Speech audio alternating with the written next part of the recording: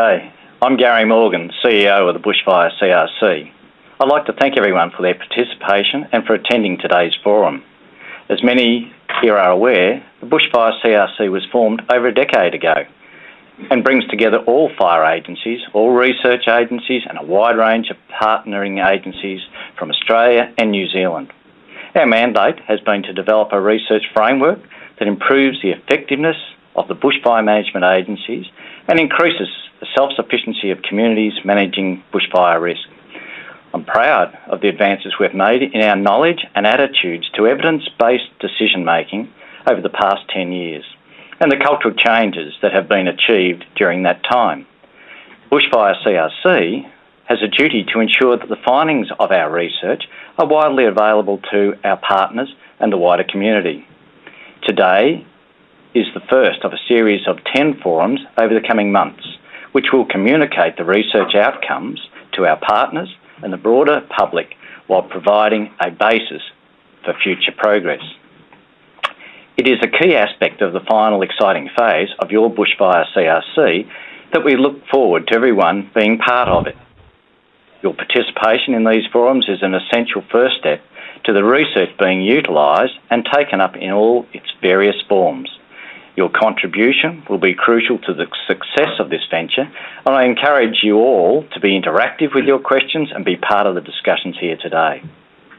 Furthermore, carry on these discussions when you're back at work with your work colleagues, debating issues or considering ways to create innovation into the future. Utilising research in an ongoing manner will allow more intense thinking about the implications of the findings and the outcomes and enable follow-up actions. It is critical that this research is given life beyond the simple delivery of a report and is embedded into agencies and organisation thinking. With time, this will ensure that our combined 10-year investment into the bushfire science is utilised to its full potential benefit. The best values from this research will be achieved when the findings are acted upon and our end-user partners and communities enabling it to be the catalyst for change. It is with great pleasure that I now introduce Dr. Andrew Edwards, an expert in remote sensing, mapping fire severity in the tropical savannas of northern Australia. Dr. Edwards' project has been particularly significant in that it has developed fire severity mapping for application for fire management in the tropical savannas and rangelands. This data is then applied to ecological risk assessments, including greenhouse gas emissions, tree carbon sequestration, biodiversity, and erosion. The fire severity mapping has been displayed for the scrutiny on the North Australian Fire Information website, and it is a great example of demonstrating ways that end users are already utilising the outcomes of the research project. I do encourage you to participate in today's forum as much as possible. Towards the end of the session, there will be plenty of time for questions, and you can send your questions to Dr. Edwards throughout the forum by typing in the chat box at the bottom left of your screen. Sue Pigden will help moderate the discussion at the end. I welcome Dr. Edwards. Thank you, Gary. I'd like to welcome everyone here today. Thank you for coming online and listening and perhaps looking at what I'm here to talk about. As Gary said, Sue Pigden is online as well to help moderate. There's also Amy from Redback Audio who is looking after the webinar for us, and she's going to handle any technical details. So if something happens, I might be throwing to her too. So if I throw to her, then that's what I'm doing, trying to get some help because I've done something wrong. The Northern Fire Mapping has been a project with the Bushfire CRC, working with and funded fully by the Bushfire CRC for the past 3 or 4 years. Prior to this time, I was a PhD student with the Bushfire CRC as well. So I've had a lot of involvement with them. I've found them extremely professional to deal with, to work with, particularly the admin people. They've been fantastic and looked after me very, very well, both as a PhD student and as a researcher. Today I'm going to cover a number of things to do specifically, more specifically with fire severity mapping but also fire mapping in general, because I come from a remote sensing background with GIS as well. But I've done a lot of the work that we've done has been applied to ecological research. So that you'll see that a lot of the data that we've created has a lot of ecological background. And I've also been employed for a very long time with Bushfire's NT. So we'll be looking at the study area, the tropical savannas. I'll be defining some terms, what is fire severity, and a few other terms that go with it to help you along the way. And I'll be describing the study region sort of in more detail. I'm going to quickly outline and summarise my PhD research, because that's really the background from a remote sensing perspective of where we got to with fire severity and how we understand it in terms of remote sensing. And then I'll outline and summarise the Bushfire CRC project research, which is the Northern Fire Mapping Project, which is just finished. Lastly, towards the end of the project, once we had a good fire severity map product, we looked around at a lot of very simple but very robust ecological models, and we've applied the fire severity and other mapping products to those models to undertake an ecological risk assessment. So I'll be running through the methods and results of that and the conclusions of that as well. I started working with Parks and Wildlife, the Northern Territory, in about 95, I think, and I was a GIS officer going around helping people collect data. People didn't know much about GPSs and that sort of thing in those days, so someone like me was crucial. Parks, the territory's about 1.3 million square kilometres. There was myself and another colleague in Alice Springs, and we basically looked after all of the parks right through. Somebody said the sound is terrible. Okay, no, it seems to have been fixed. Let me know if it's not. Then working for Parks, I was, you might remember NHT, the Natural Heritage Trust. Money came through for that to start looking at there are a lot of areas of the Northern Territory, and I'll be showing you them on maps later, as well as other parts of the tropical savannas where they're very big tracts of Aboriginal-owned land. Very poorly resourced in the past, much better now through projects like this, but we had no understanding of what was going on out there with fire, and so I was employed basically to map fires and develop a GIS database for them. That was then my movement as a comment to Bushfire's NT. And then through those years with Bushfire's NT, we did a lot of research, and it sort of became inevitable that I had to do a PhD on a new product that we needed, and that was looking at fire severity mapping. It's a lot more difficult than it sounds, but it's doable from a remote sensing perspective to a certain level of accuracy. And then, as I said, I had this postdoc appointment with Bushfire's NT. Our research group 12 months ago, we were with Bushfire's NT, the Rural Fire Authority in the Northern Territory, and we've moved to Charles Darwin University. And we're now called the Darwin Centre for Bushfire Research. That's us up there. That's our new logo. We're continuing on with pretty much the same work. We still have very strong affiliation with a lot of Aboriginal resource groups, the Kimberley Land Council, Northern Land Council, particularly NAILSMA, the North Australian Indigenous Land and Sea Management Alliance, and land councils in Cape York as well, and the Gulf. It's opened up new opportunities for us. Being a government agency, it was very difficult for us to undertake any research outside of Northern Territory borders. You know what state governments can be like. Why would you want to be doing work or spending territory money in work outside of the territory? So quite understandable in that sense. It meant that we had to move on to the beautiful Charles Darwin University campus, which I'm sitting in my new office of today, hence why I haven't got so much material on the board behind me. So where are Australia's tropical savannas? Let's go find them. This is a map of the mainland and Tasmania and a number of other islands around Australia, but you'll see that this top yellow portion is defined as the tropical savannas. The boundary, that southern boundary, comes from the IBRA, the Interim Biogeographical Regions of Australia, developed by ABARS, and then you've got this massive area of rangelands, mostly arid, semi-arid areas, and then you've got, a couple of green bits down the bottom there on the left and right. This is where it sits in the region. So you can see there's the Tropic of Capricorn.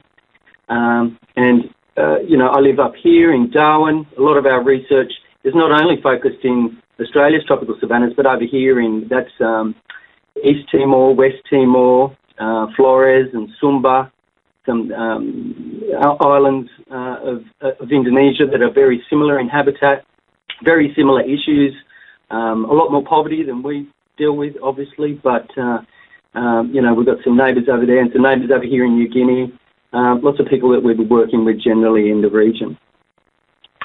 What is significant about the tropical savannas is this very stark gradient from the coast from north to south.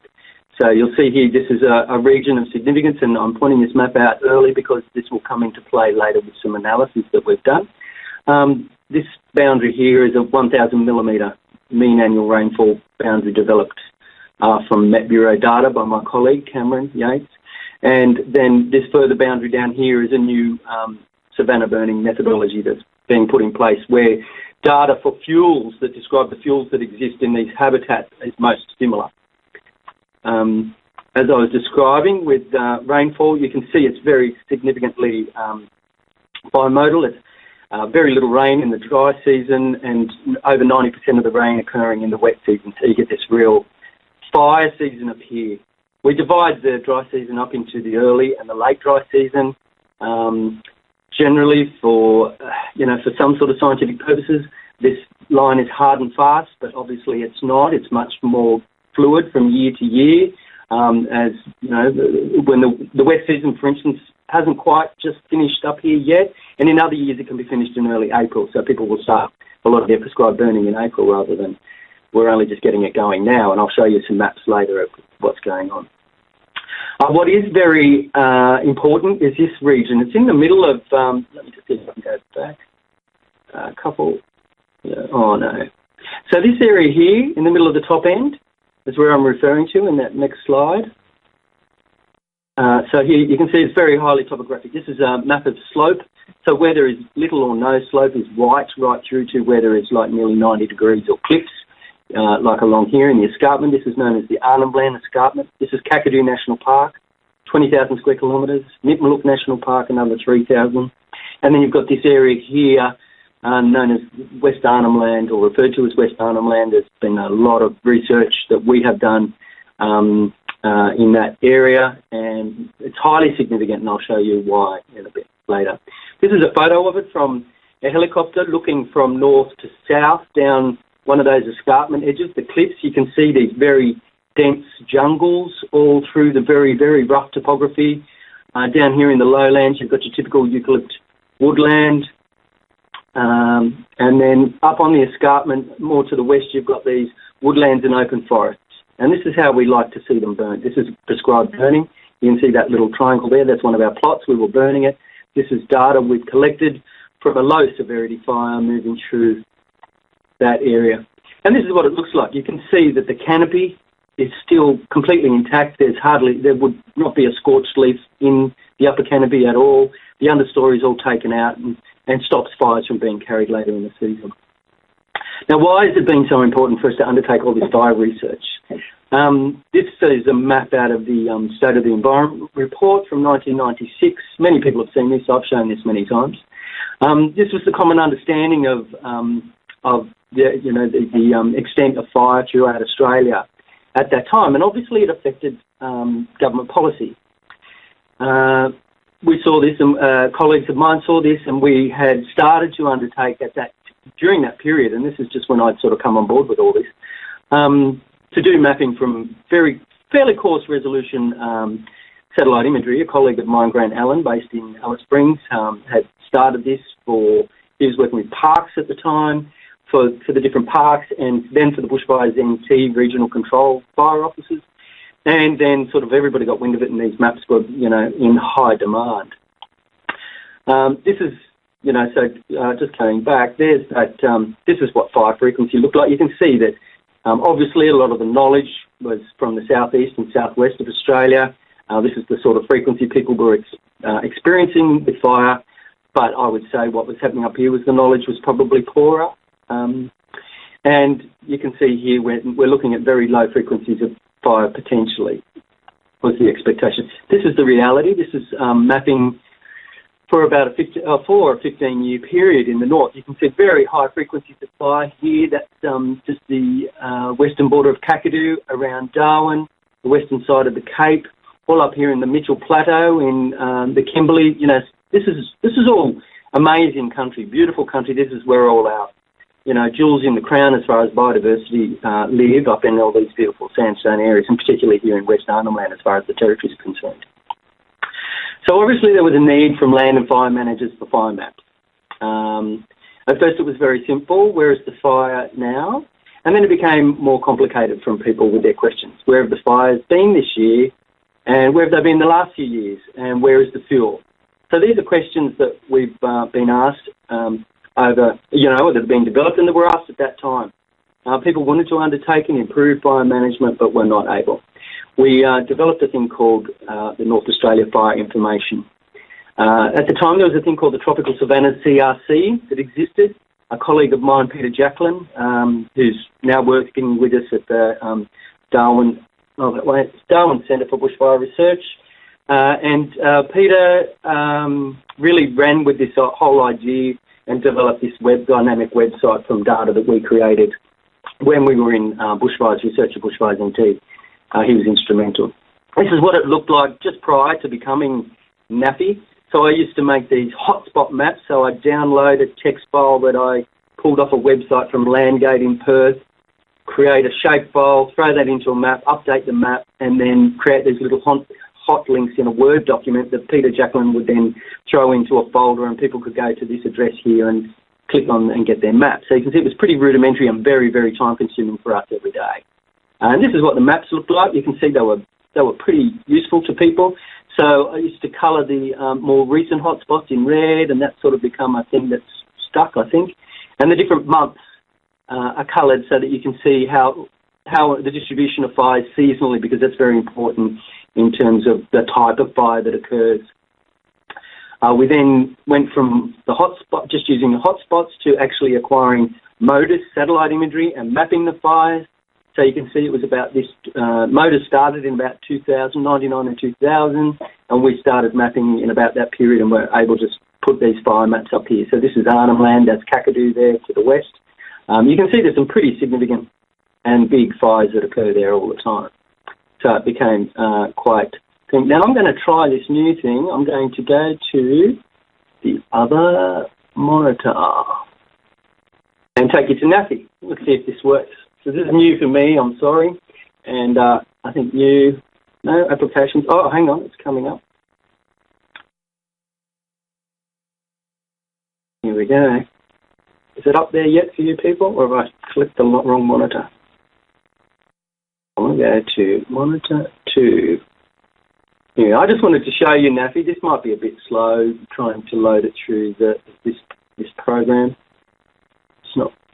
Is it coming? It's coming up. I can't see it. Can anybody else? Someone let me know. No, it's all right. Doesn't look like it's going to come up readily. If it does come up, I'll... Wrong monitor. Somebody sent me a message. I could have sworn it was that monitor.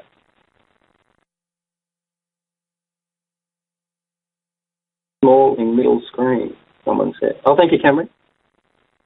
No, we can't see it. Nobody can see it. Anyway, I'll go back to the presentation. It doesn't matter. You can all go and see it yourself. That's the website, www.firenorth.org.au. That's for NAFI, for North Australian Fire Information. You can go on there and you can see anything to do with anything spatial to do with maps and fire mapping and data, and you can print reports and do all sorts of amazing things on NAFI. That's another presentation unto itself, so I won't dilly-dally through that, but I'll move on. So some definitions of terms that I'm going to be talking about today. We produced a small guide of fire severity that had a lot of photos and descriptions that people could use, and some of these terms. So fire severity is a measure or a description of the effect of fire on the vegetation. Obviously, that's reasonably arbitrary and objective hence the need for a guide. It's going to be different for different habitat types. Savanna woodlands behave, react differently to fire than, your temperate woodlands and desert, shrublands and so forth. It has two components. One is its patchiness. So that's a horizontal component. And then the other, probably most obvious component, and you can even see this from the air in a helicopter, is the scorch height. So the height to scorched leaves. Now, scorched leaves are those that go brown. So, and when you're looking at, and I'll show some examples in a minute of that, and you'll be able to see. I'm just looking at my. Oh, sorry, I need to go back. Fire. So there's some other sort of important terms. Fire intensity. Fire intensity is directly measurable quantity of the energy released by the fire.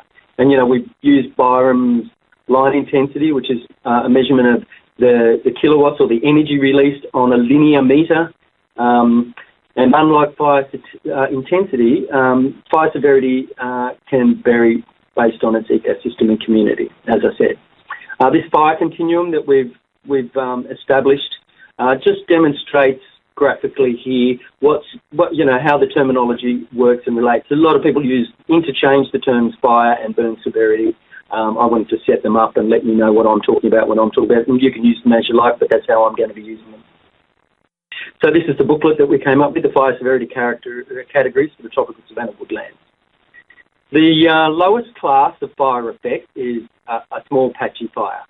You can see the scorch height here. We've got this group of descriptors here. The scorch height, it's less than 2 metres, so it's only sort of affecting these small shrubs, if at all. It's quite patchy. You can see there are many burnt and unburnt bits. These early dry season fires will tend to have something like 75% of burnt area, 25% will be unaffected by fire, and the intensity, the actual amount of energy, and this comes from work done by a very good colleague at CSIRO, Dick Williams, who did a lot of work out in the Kakadu area in Kapalga, came up with these very good relationships for scorch height and char height as it relates to fire intensity. So that's where these numbers come from. And we've got a description so that somebody can go out in the field and use this guide. And then I've got some photos of what a patchy fire looks like. You can see these people standing out here. You can see lots of bits and pieces of unburnt grass. That's probably 90% fire affected. Be much worse in the late dry season. You can see even these little shrubs in the foreground have not been affected by the fire. It just cruised through, nice and soft, not a lot of fuel, not much wind, lovely fire. And this is what it looks like from the air. A lot of people do a lot of work from the air and have to reassess the firework that they've done when they've done some prescribed burning. We want them to be able to have the ability to explain what the fire looked like to us. So that these different categories, so the next one is low. I won't go through them too slowly, but you can see each of these descriptors exists and exists in the booklet for people to use. Again, a set of photos. You can see the scorch height, see the height to scorched leaves, the brown leaves in this photo here are still less than 2 metres, but we've got almost complete combustion of the ground layer, the grasses and the litter. A moderate fire is a bit taller again. It starts to reach, goes up through the mid-story and may start to reach the canopy of the upper story. The savannas tend to be structured quite more often than not in that way, in that you'll just have a nice ground layer of grasses and shrubs and things, and then you'll have some taller woodies that might be taller shrubs and small trees, and then you'll get a distinct canopy layer. And the height of that will be quite dependent on the substrate and the rainfall. Above anything above about 1,000 millimetres of rainfall in that region I showed you in the map earlier tends to have a fairly similar structure. And then we've got moderate photos of moderate fires. You can see here the upper canopy hasn't been affected. There's a smaller shrub that has in that photo. You can see complete combustion pretty much of the ground layer. And looking through the canopy here, I don't know how these photos are coming up on the web to you, but this photo in the field guide is quite clear, and you can see pretty much where the height of the fire is, 2 to 5 metres. That's sort of the region that those mid-story woodies sit at, and they'll be fire affected. And then we've got the high severity fires. I mean, I know these fire intensity outputs are nowhere near, nowhere near what you'd be getting in southern fires, but I mean, you have many, many years of fuel accumulation and will be lucky to have 2 or 3, 4 years, particularly in the greater than 1,000 millimetre rainfall. We get like nearly 50% of the areas affected by fire every year. So we don't have huge fuels, but we still have very hot fires because we can get very big southeasterly winds in the dry season. It's almost 100% cured within a few months. So, your intensities can still be relatively very high, enough to scorch the leaves off these trees. And you can see here in these photo examples, most of these trees will come back. This cycad here, it'll come back. And I'll show you some photos of something like that a bit later. We've got, you can see across this landscape here, a fairly hot fire. Look, even most of the ground layer has had complete combustion. You've got you're showing a lot more bare earth here as well. And so, as I say, these photo examples give you a pretty good picture of what you might be talking about, so that we can talk relatively about the effect of fire. And then we've of course got the extreme example. It's going to depend on the fuel load, the age since it was burnt, obviously, as to how extreme this is. But anything above sort of 10,000 kilowatts per metre. This is what it looks like. You can see down here there's not a leaf, there's nothing left in this landscape. This is in West Arnhem Land in 2006. I was flying around with a colleague of mine who was working with us at the time. Ben Lewis is now with Jarwin Rangers in Katherine. He took these photos for me when we were flying. I was collecting fire validation data, which was pretty easy, I must admit, to collect. But you can see there's no leaves. You can see a lot of grey ghosts on the ground as well, where trees, the base has been burned, it's fallen over and burned the whole thing. You do get that out in other fires, of course, but there was just an extraordinary number of them in this example. Okay, so fire severity came along, and it was decided that I would do a PhD. My very good friend and colleague and boss, Jeremy Russell Smith, decided I should do a PhD. So off I went and started looking at the remote sensing of fire severity. So how can we describe the effect of fires, as I've just shown in all those examples, through simple satellite imagery, which is the easiest way possible. So this was the thesis that I undertook. So what I did initially was I had I used a device, a spectrometer, which we carried in a helicopter and flew and hovered over certain points in the landscape, and I GPSed them fairly well, and then went on the ground and measured what was on the ground. And that was basically what it was about. So I had this hyperspectral data collected from this spectrometer, which you can't see. It's in the back of the helicopter there. I'm sitting on a little seat. That's like a pole that holds a camera, and we've got a pistol on the end that holds the optic fibre, which points down to the ground. So that is pulled right in when we're flying, and then I extend that out to its furthest extent, as I illustrate down here in this photo, to collect the spectra. And we have to hover as still as we can for something like 30 seconds. It's quite a strain on the helicopter, but extremely good data. And we're sitting probably about 100 metres above the ground. This is what the data looks like. So this is the footprint you end up. It's a pixeloid, I've called it. It's not a circle as such, but because you can see that the helicopter can't help but move, trying to sit up there against the wind or whatever it's doing. And so that's the average of all the points that it collected. So I then get the average point, which was here, and I've run a transect through the middle, and I measured in detail the effect of the fire on the trees, the shrubs, the grasses, the amount of ash, so that's white ash, the amount of black ash, the amount of green photosynthetic material, the amount of non-photosynthetic vegetation material as well. So I worked out all those proportions for that, and that's worked out to be about a 10% sample for each of those pixeloids. Here's just some quick slides of what I collected. So these are the proportions on the ground of each of those types of things. So this is what it would have looked like as far as the spectrometer is concerned. Bits of green, bits of brown, bits of scorched leaf, bits of white ash, bits of black, etc. So I just characterised that pixeloid as to what the proportion of each of those materials was. And I collected a whole lot of fluoristics as well to just to be able to describe the site in terms. And this is the result This can take a second or two to get your head around, but basically what I'm showing is, so we did some unburnt sites as well. We did some sites that were below fire severity. So this was based on my initial guidebook, which I did in consultation with a lot of other people. So we had a pretty good picture of what these severity classes were. So low, moderate and high. And these are the proportions in, that's the upper canopy, the mid canopy, the shrubs and woodies just above the ground, and the grasses and herbs and stuff on the ground. And then each wedge illustrates how much of each material is. Obviously, the greens, the dark green is the amount of photosynthetic vegetation. The brown is non-photosynthetic vegetation. White means there was nothing there. So you can see these mid and low stories have very little material in them at all.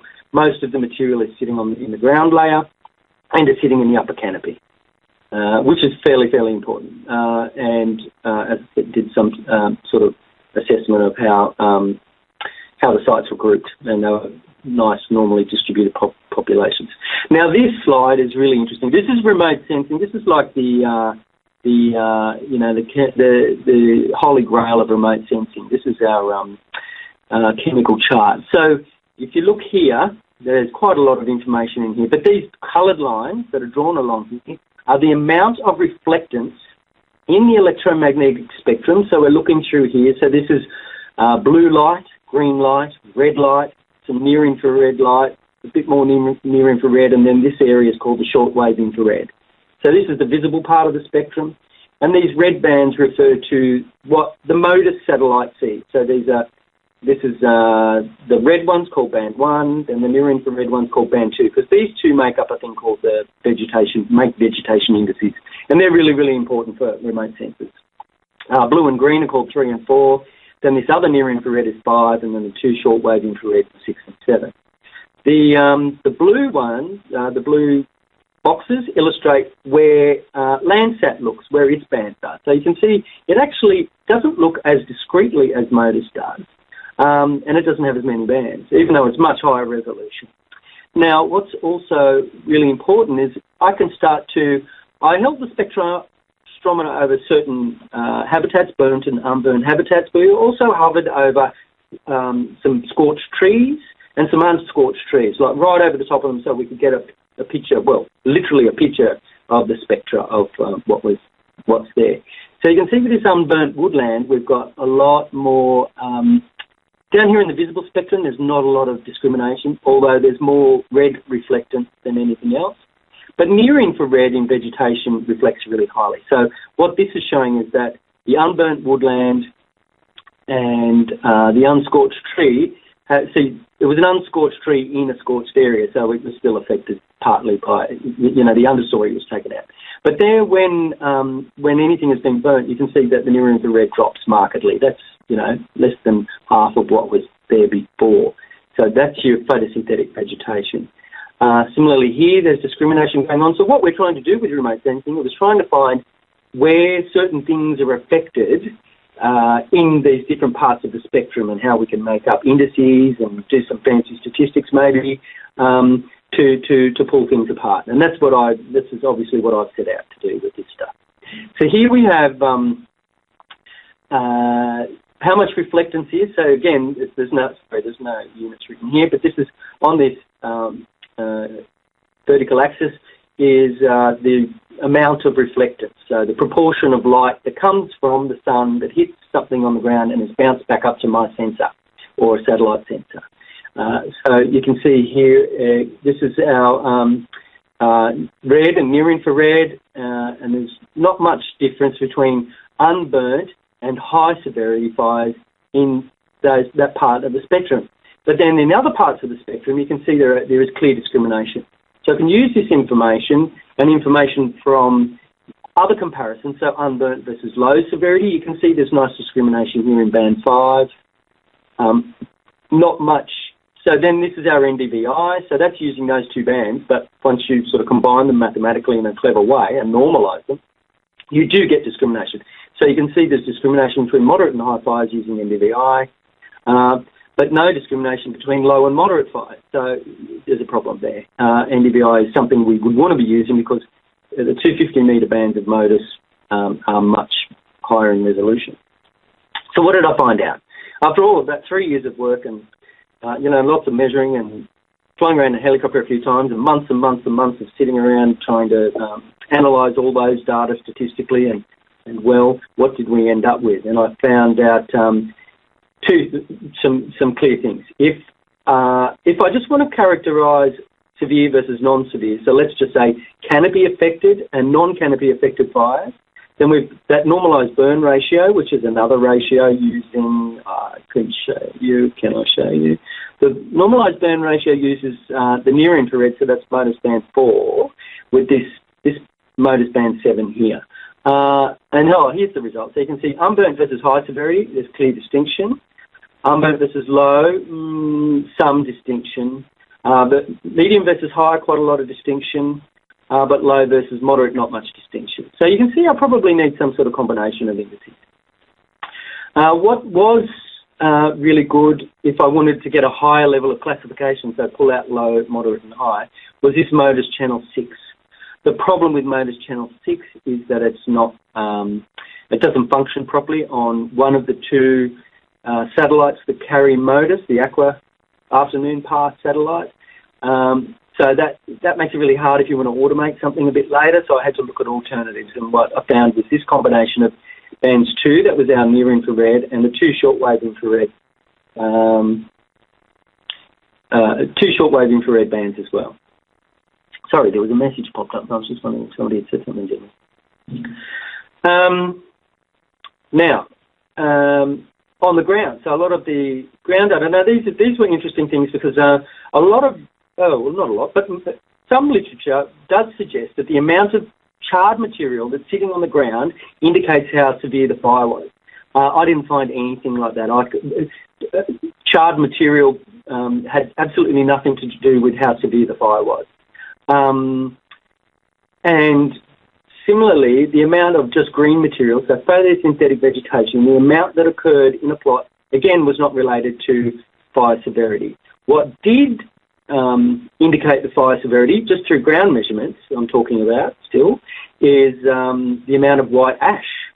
And white ash was very highly correlated, but there's so little of it there that the measurements are a little bit, the error on them is fairly high. So I think that's an interesting result, but it's not really usable. And the white ash disappears within a day or two because it's so light, it's blown away. So, it's really only something you can use and measure the next day, which is what I was doing. So I was, a fire would occur one day, I'd get up in the helicopter and do all my spectra that within the next day, 48 hours at the most, and then get back down on the ground and do the measurements on the ground, probably in that same day, if not the next day.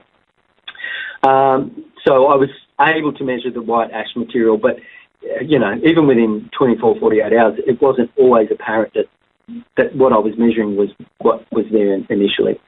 What was really important, though, was not the amount of green material, but the amount of non-green and green material.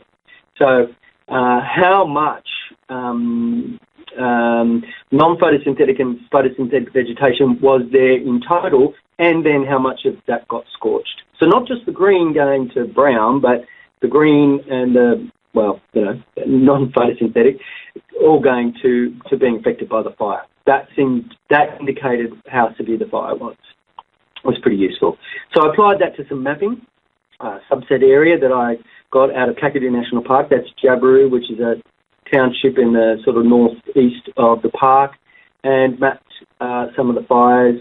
And this is the sort of accuracy I was able to get over a very small area. I'm just talking about a very small area. Don't forget, I've got to scale this right up to cover the whole tropical savannas, and my results have been much less accurate than these levels of 92%. But you can see what's also very important. If I just go for a binary classification, severe versus not severe, I can get accuracies of 92% quite readily.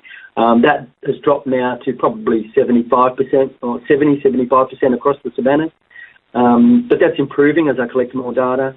And then as soon as I add another class in to say, all right, I want to discriminate between low, moderate and high severity fires, then the accuracy drops down to 70%. So it's a tricky business, but we're getting there. So that was the research that started out, and then I had to go and apply it and create these maps. So this is a MODIS image. For those of you who haven't seen one, this is North Australia again. This is the Kimberley. This is the top end of the NT, Melville Island, Groot Island over there to the east. These red bits, so this is a difference image. So a difference image is where we get an image from one time and then subtract it from the next time an image comes. And so where things have changed, you get brightness, and where things haven't changed, you get zero value. So you don't get, you get darkness. So you can see here the red bits are where it's been burnt in that period. And it's probably a weekly period. It was, I think, in October of about 2008 or 9. These dark green bits are the earlier fires for that year, which had been mapped through previous imagery. But what we're doing here is pulling out the fire scars using these images, and this is the image mapping technique that we use on Nappy.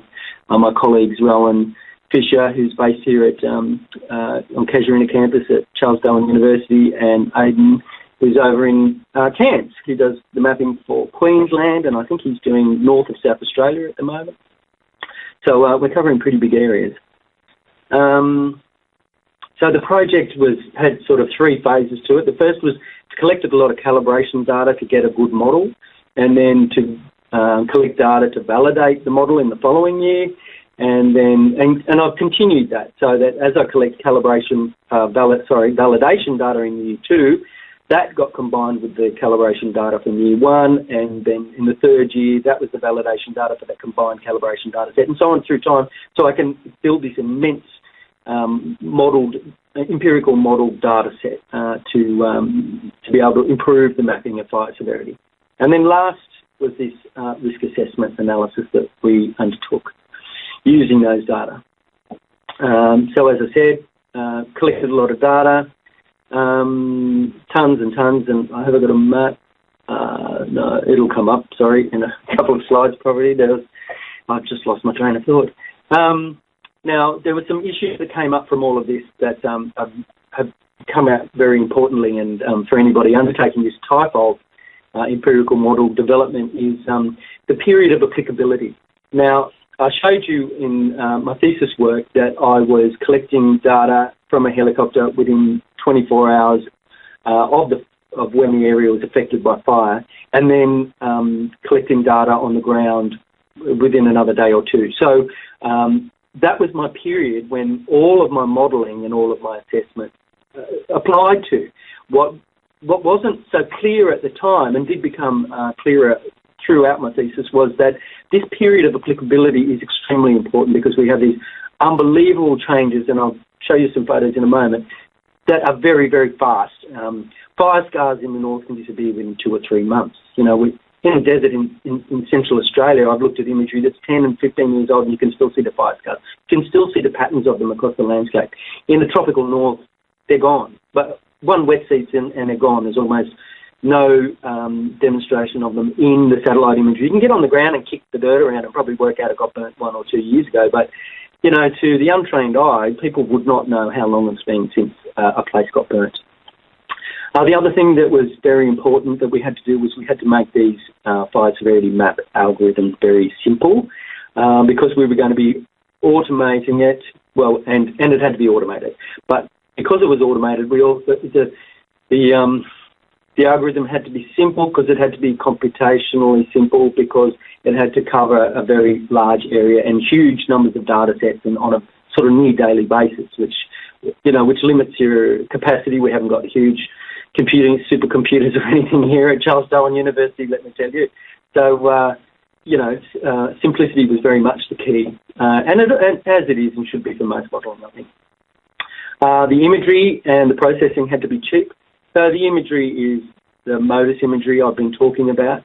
That comes from NASA for free. And however, the MODIS sensor on those satellites is a research sensor. Its life is coming to an end, but there are other satellites in play that hopefully we'll be able to tap into and use equally.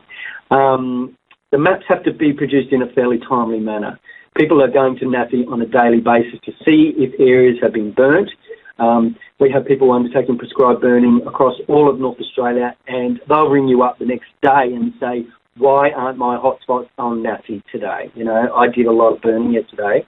What the hell's going on? And we're like, cloud, or make something up. Well, no, we're not making it up. It's true.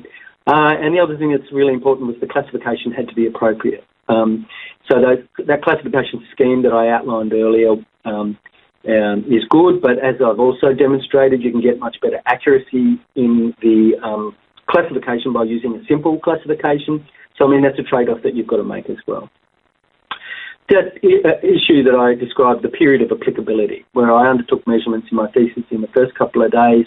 The satellite imagery, you might be looking at 3 days, and if you've got cloud cover, then you might be looking at 10 days between images or up to 10 days.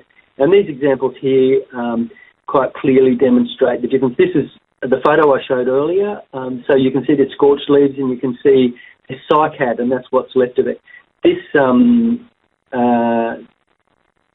right-hand side was, you can see that about a week later, all the foliage on the cycad had come back.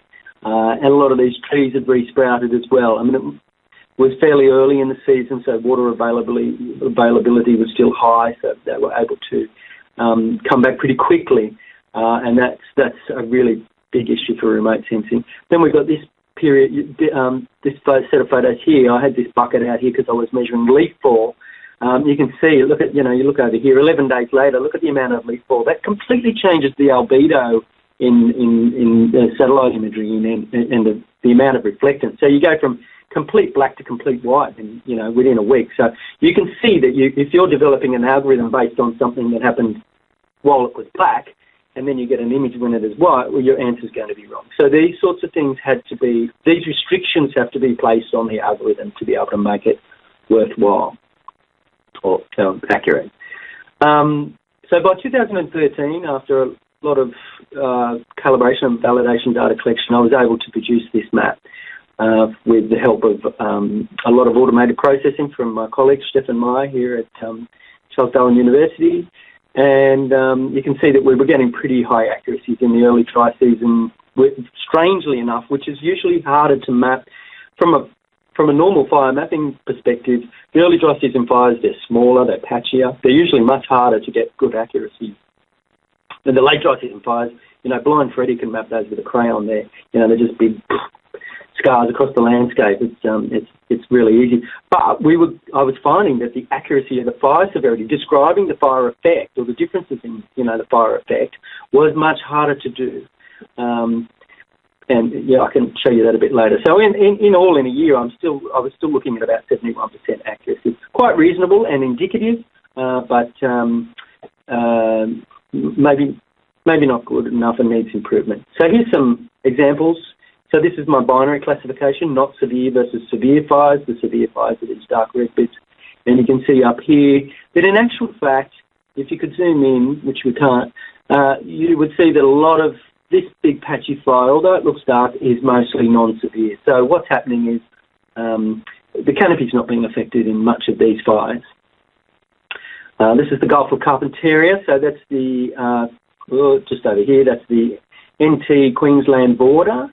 You can see there's a lot of burning goes on near the border, and up here as we start to head into Kawanyama. A mixture. A lot of this area is grassland, so it's coming up as severe because there's no trees to sort of, to discriminate between the severity. That's another difficulty that has to be considered when you're trying to interpret these mapping. Now, this is a very interesting map. So this is where we were earlier, where I showed you. So this area here is the Arnhem Land Plateau, and this area to the west is Kakadu National Park, federally run national park. This area here is West Arnhem Land. The West Arnhem Land had a history of very big bad fires for a long time. Once the project sort of got underway and big base camp got set up here at Kapawanamu, and Jarwin Rangers were coming in here. They come up this road, Batgul track.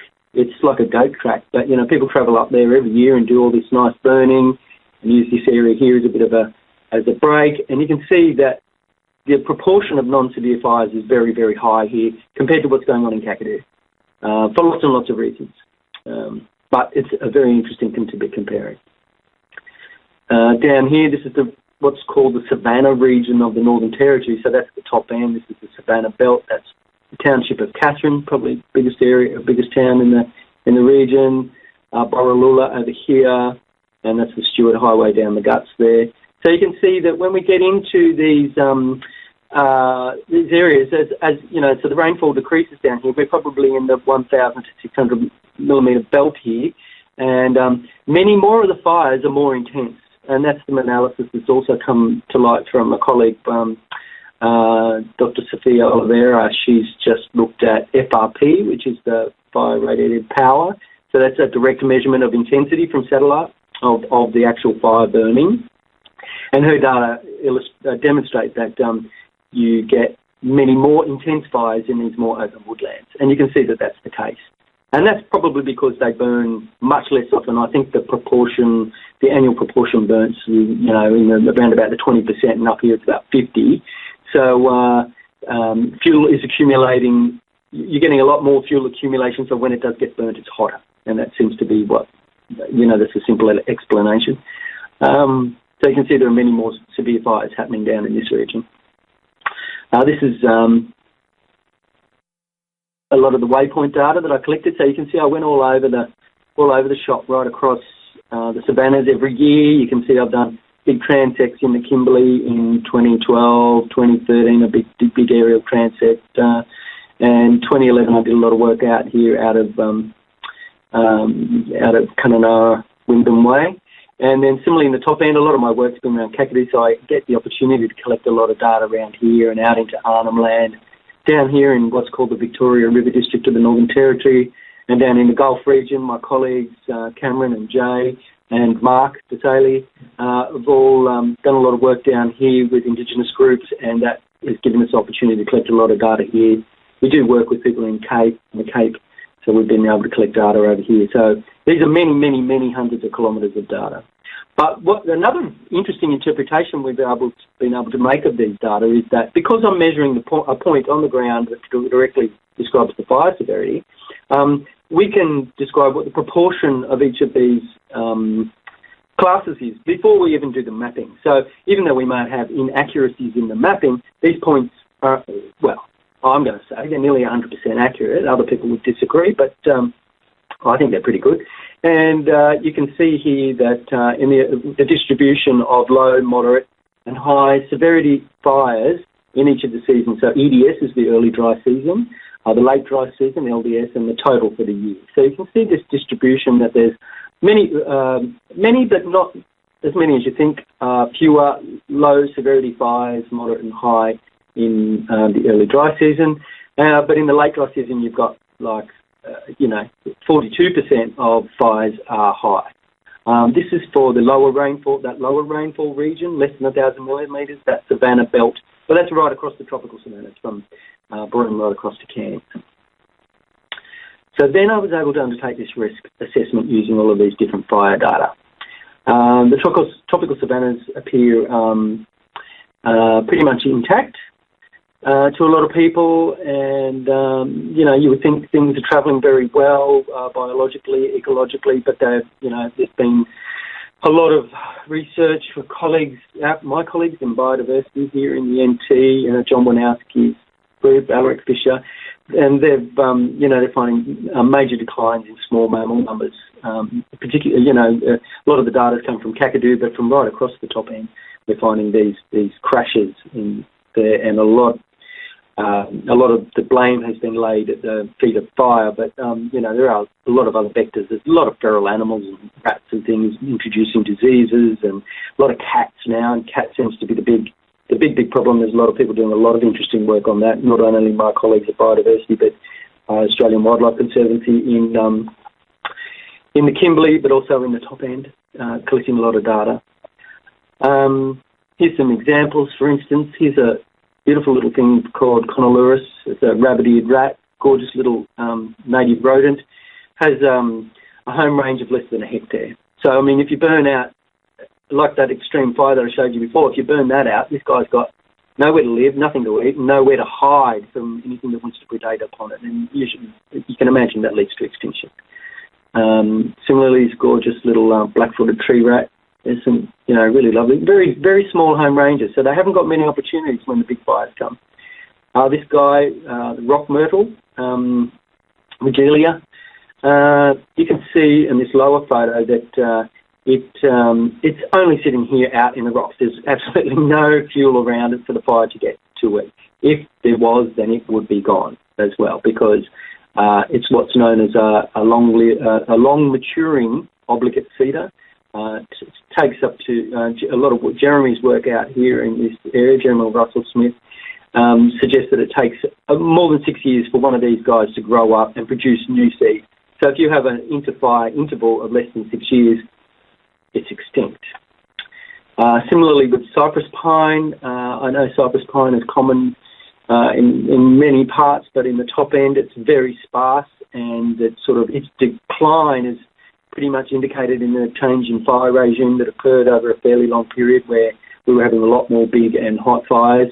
The time for it to reseed, it's an obligate cedar too, is more than 10 years. So, again, inter-fire intervals are very important. And more importantly, the fire severity. A very small, low-moving fire can probably go through here and not kill any of the bigger trees and maybe very few of the little trees. Hold on, I've got a message here. Oh, okay, 5 minutes left, I think, Tom. So I better get moving. Anyway, the risk assessment, we've got 20 years of fire monitoring plots out there with lots of ground data, all these models I mentioned earlier, and there's, of course, all our different fire mapping data, so fire frequency from the fire history, fire severity, etc., etc.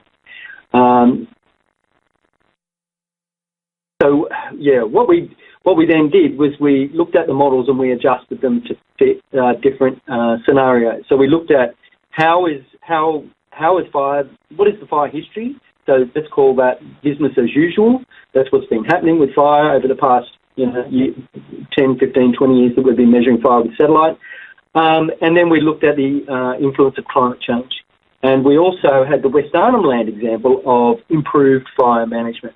So we had 4 scenarios. So we had business as usual with the effects of climate change, improved fire management as exampled by the West Arnhem Land project, and improved fire management with the effects of climate change. And we had some pretty interesting results.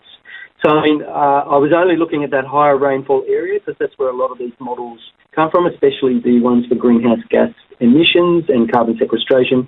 The models are quite well published, but, they're well done and well published in this area. Not so much in this area yet, but that's soon to be changed.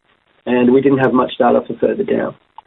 So this looks fairly complicated, but this is how the greenhouse gas emissions abatement is calculated. It's a fairly complicated process, but it's been simplified by our group over years and accepted as part of the Savannah burning emissions abatement program adopted by the Department of Environment.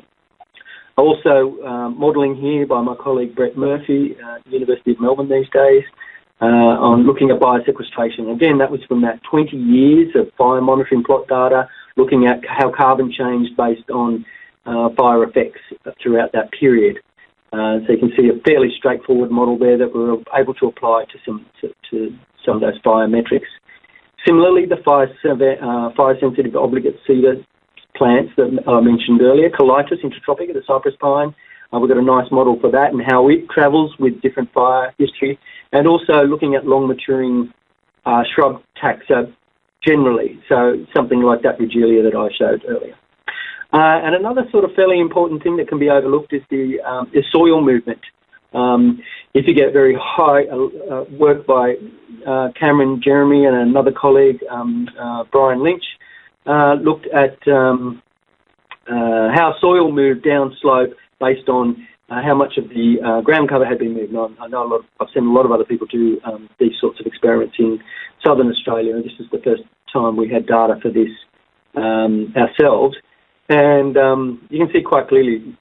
Oh, well, you can't see, but there's a lot of soil that moves if you remove all of the ground layer. So this is what it looks like. These are the different metrics we set up of fire seasonality. What was the proportion of fire? 0.19%. So 19%, 19% and 34% in the early dry season. That's what it is today. We threw in this climate change effect that said, late dry season fires will increase by 10% because we'll have more fuel, because we'll have these effects. Improved fire management was drawn pretty much from the Arnhem Land experience, and again we just increased the amount of late dry season fires by a small percent. Same with fire severity, and then we had these results. So savanna burning at the moment across that rainfall region of about, I think it's about 450,000 square kilometres, close to 500,000, let's say. The business as usual is 5.7 megatons of carbon dioxide equivalents. They're the eligible carbon dioxide gases that can be accounted for through the Kyoto Protocol. The effect of climate change increases that by 23%. But if we change the fire management, we actually reduce that by 25%. And even with the effects of climate change, we have sorry, got another message. Get off. We have a decrease from today's business as usual of 14%. And all of those other measurements you can see actually change markedly if we improve fire management, plus 12%, plus 19%. And this is how we mapped it across the landscape. So you can see I just made up a grid, a 10 by 10 kilometre grid, and averaged the value of each of these things, so for savanna burning emissions. And this is just to illustrate where the problems were, where we were having these these ecological crises. So there's an area out here in the top end, a few spots in the Kimberley where it's pretty drastic, and through the guts of the Cape too, there's some issues. Biosequestration, you can see, and again they're just using biometrics. So colitis, having a really hard time out here. Colitis, we only looked at areas where it was, we had that rough topography, like I showed you earlier. So where the topography was above a certain level of roughness is where we assumed colitis are, because that's where they are. They're just hiding out in those rough, stony refugia. And similarly with the long-lived obligate cedars, they have the same sorts of habitat requirement, to escape fire. And soil movement, you can see where there's issues going on there. So what's the future hold? Continued improvement of the fire severity map product through the fact that we're collecting these validation data. NAFI is obliged to collect validation data, which gives us the opportunity to also collect fire severity data. It's a simple matter of saying if got burnt, how severe the fire was at that point in the landscape, and be able to increase this database of data that we have. Oh, yeah, by using a helicopter. Excuse me. What we're able to do with a lot of this risk mapping and the other fire mapping products, I'm sorry, I'm going to have to drink the water. Something caught in my throat. Is to provide maps that people of all education and language levels can work with. Human beings are very find maps very intuitive. You just say, that's where we are now, and wow, and the map comes alive to them. I've worked with many people, from park rangers who never step out of the office, and many that do, and Aboriginal people out in the middle of Arnhem Land who look at a satellite image and look at a map and can readily understand what it's talking about. So these map tools are. Where did that? Disappearing. I didn't do that. Who's doing that to me? These data have been. The project has now moved into a new phase with a lot of this risk analysis. It was very generalised, as I showed you, sort of across North Australia. We're going to start looking at some target areas, and that's a new project that we're going to be working through the new Bushfire and Natural Hazard CRC with, and see what this will do is, because the savanna burning emissions methodology has been accepted, and people can do carbon trading now through it. We're in the process of developing other methods that look at carbon sequestration, so improve fire management. I showed you in those examples how much difference improved fire management can make to so many ecological risky attributes. So with these things, people can undertake improved fire management and should be paid for it. And this is this thing known as payment for ecosystem services.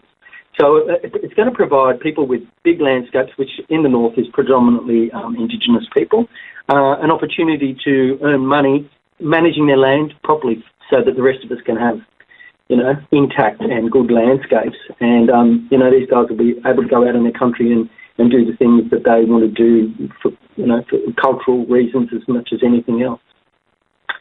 That's meant to be a map, and that's meant to be an image. And there's a graph. Anyway, they're all hidden behind each other. So I'd like to conclude there, and thank you all for coming. I forgot to ask you all your poll questions, so I will ask Amy if she'll throw up the last two poll questions. Can you see any validity in using fire severity or developing a similar product for temperate parts of and arid parts of Australia? The poll should come up on the screen for you to click. Where is it? I've lost it. Oh, let's see. Hi.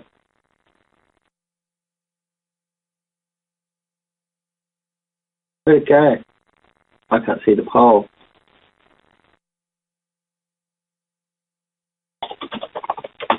Have you all voted? Oh, so sorry, here it is. It's up on the window. Oh, absolutely, 100%. 5 voters. Come on, voters. Who's shaking her head? She can't see it. I've got 11 people voted. Oh, somewhat. Who said somewhat? Oh, 2 of you.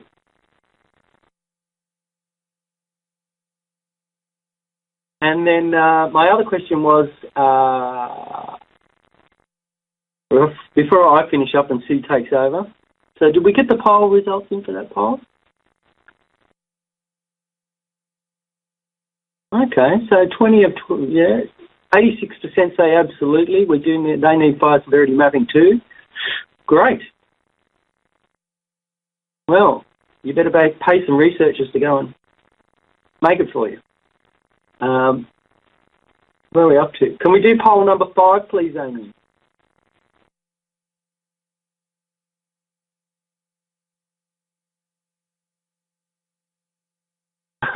Here we go. Oh, sorry, that's number 4. Oh, yeah, people like this one. Not really.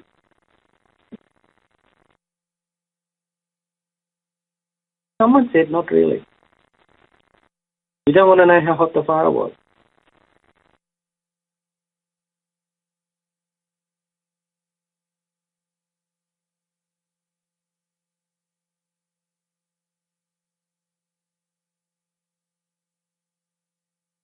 Okay. So 75% have said yes. There's a requirement to develop a similar product for temperate and arid regions of Australia. Great.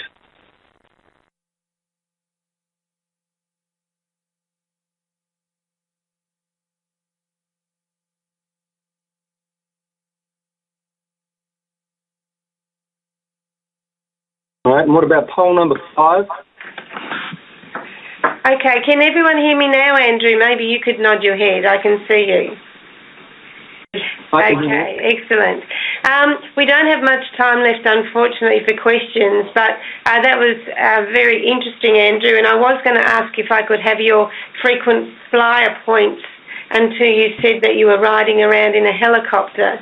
And I think for those of us in the eastern states, particularly Victoria, the area that you are talking about is just mind-boggling.